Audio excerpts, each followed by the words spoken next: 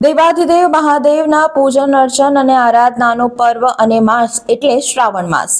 સનાતન ધર્મથી ચાલતી આવતી પ્રથા મુજબ આ વખતે પણ ઉત્તર ભારતમાં શ્રાવણ માસનો પ્રારંભ થઈ ગયો છે, જેનો ભક્તો આતુરતાથી રાહ જોઈ રહ્યા હતા. એવા પવિત્ર શ્રાવણ માસનો ઉત્તર ભારતમાં પ્રારંભ થયો છે. શ્રાવણ માસમાં આ વખતે 5 સોમવાર આવનાર છે. પહેલો અને છેલ્લો સોમવાર હોવાથી શુભ સંકેતના કારણે ઉત્તર ભારતમાં અનેરો ઉત્સાહ જોવા મળી રહ્યો છે.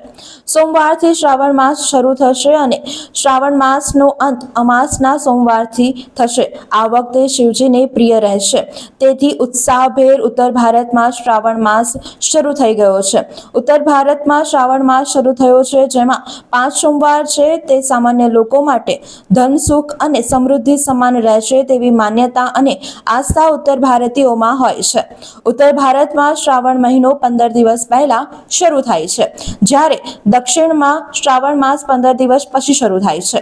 5 ઓગસ્ટથી શ્રાવણ માસની શરૂઆત થશે, જે 2 સપ્ટેમ્બરે સોમવંતી અમાસ સાથે પૂર્ણ થશે. 5 સોમવાર હોવાથી આ વખતે શ્રાવણ માસમાં ભક્તો ભગવાન શંકરની વધુ પૂજા કરી શકશે.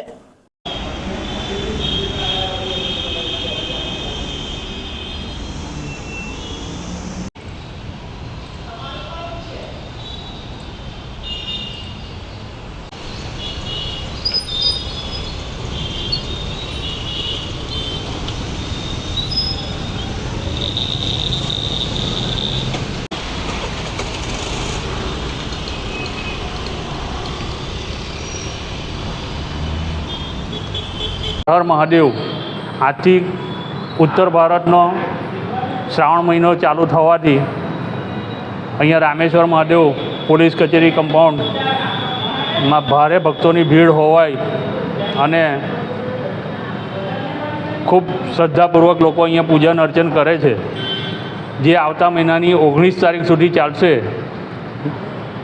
ઉત્તર ભારતના રિવાજ મુજબ ગુજરાતમાં હજી 15 દિવસ પછી ચાલુ થશે શ્રાવણ, પણ ઉત્તર ભારતના અનુલક્ષીને અહીંયા ઘણા બધા ઉત્તર ભારતીય રહેતા હોય અને એનું મંદિરનું અને મહાદેવજીનું પૂજા અર્ચન ખૂબ સારી રીતે કરી રહેલ છે ભક્તો. આજે પ્રથમ સોમવાર છે. સોમવારના દ્રષ્ટિએ કેવી રીતના અને કયા પ્રકારની પૂજા કરવામાં આવી રહી છે અને કેવી રીતના?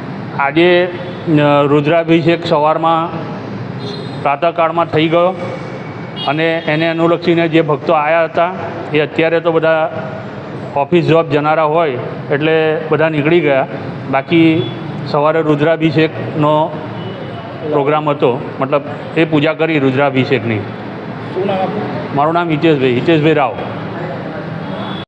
વડોદરાના સમાચાર જુઓ તથા આપણી ચેનલને સબસ્ક્રાઇબ કરો અથવા સંપર્ક કરો.